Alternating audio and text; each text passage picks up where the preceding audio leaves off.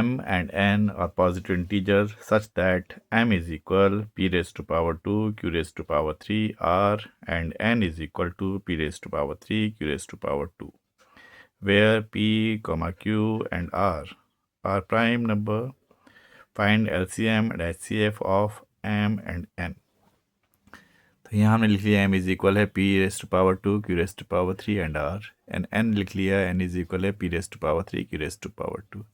अब इसका HCF निकालना है। तो HCF में हमें क्या करना है, जो कॉमन पार्ट है उसकी लोएस्ट पावर को यूज़ करना है। वही काम हमें नंबर्स में भी करना है। नंबर्स के हम फैक्टर्स बनाएंगे, फिर उसकी पावर नोटेशन में डिनोट करके फिर उसमें से जो कॉमन पार्ट है उसकी जो लोएस्ट पावर होगी उसको हमें लेना है। यानी p raised to power 2 q raised to power p raised to power 3 है तो यहाँ पे p रेस्ट टू पावर 2 आ गया common. q raised to power 3 और q रेस्ट टू पावर 2 में सिर्फ q raised to power 2 common है, तो ये इसका HCF हो गया। लेकिन LCM में क्या करना है, जो हाईएस्ट पावर होगी कॉमन की उसको हमें चूज़ करना है। यानी p रेस्ट टू पावर 2 है, यहाँ p रेस्ट टू पावर 3 है तो यहाँ पे हमें लेना है p रेस्ट टू पावर 3, और q रेस्ट टू पावर 3 है और q रेस्ट टू पावर 2 है तो यहाँ पे q raised to power 3। And इसके अलावा जो कॉमन पार्ट के अलावा अदर फैक्टर्स हैं उसको भी हमें मल्टीप्लाई में लेना है, यानी कि r। तो ये आपका HCF हो गया, ये आपका LCM हो गया।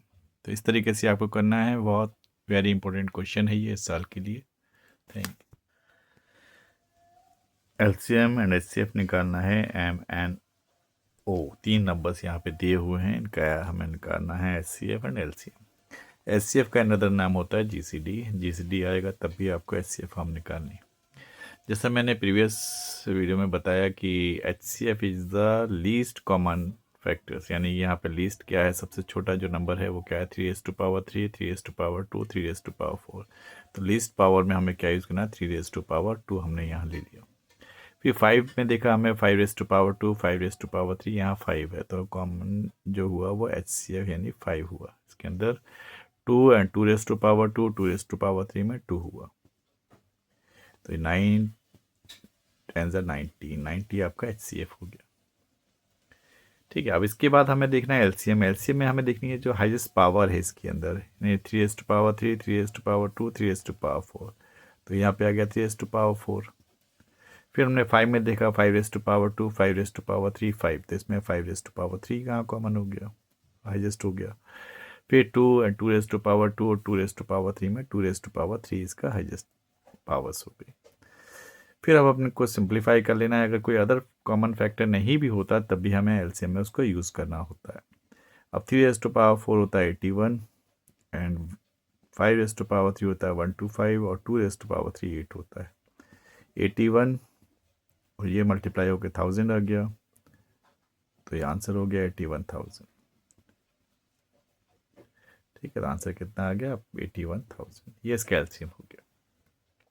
LCM ऑफ 850, 500 इज, तो यहाँ ऑप्शन में हमें 3 ऑप्शन दिए हुए हैं, 4 ऑप्शन हैं हमारे पास।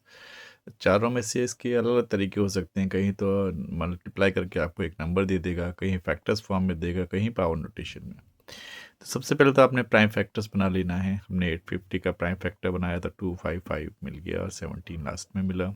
फिर 500 का फैक्टर बनाया था 22555 3 बार आया। इसको हमने यहाँ डिनोट कर दिया प्राइम फैक्टर्स को 2 into 5 raise to power 2 into 17। फिर 500 को हमने डिनोट किया 2 की पावर 2 एंड 5 की पावर 3। फिर हमने यहाँ LCM लेना है, तो जैसे हमने LCM में बताया था कि जो कॉमन पार्ट्स है उसके हाईएस्ट पावर लेना है और जो कॉमन नहीं है उसको भी हमें एज इट इज़ कैरी कर लेना है। तो ये यहाँ पे कॉमन जो था वो 2 था, 2 की पावर 2 हमने लिया। फिर 5 कॉमन था तो 5 रेज़ टू पावर 3 हमने यूज़ लिया। फिर 17 को यहाँ लिखा। अब हमारे ऑप्शन में ये वाला आंसर नहीं है तो हमें इसको फिर अलग अलग तरीके से ओपन करना है। 2 raise to power 4, 2 raise to power 2 जो है 4 के बराबर हो गया। 5 रेज़ टू पावर 3 125 हो गया इंटू 17। इस फॉर्म में भी नहीं है तो फिर हमने 2 को मल्टीप्लाई किया 20 इंटू 25, यानी 5 इसको दे दिया, 5 4 20 एंड दिस नंबर इंटू 17 हो गया। ये भी ऑप्शन में नहीं है तो फिर हमने इन दोनों को आपस में मल्टीप्लाई किया तो 500 आ गया इंटू 17। ये हमारा ऑप्शन था और ऑप्शन बी, तो ये करेक्ट ऑप्शन है। इसके अलावा कुछ ऑप्शन भी दे सकता है, तो आपको आंसर को ये नहीं कहना कि हमारा क्वेश्चन गलत हो गया, इसके मल्टीपल्स फॉर्म में बना के किसी भी फॉर्म में ये दे सकता है। तो बहुत अच्छे क्वेश्चन है ये तीनों को आप अच्छे से कर लीजिएगा। नहीं समझ में आता तो कमेंट्स करिए, पूछिए।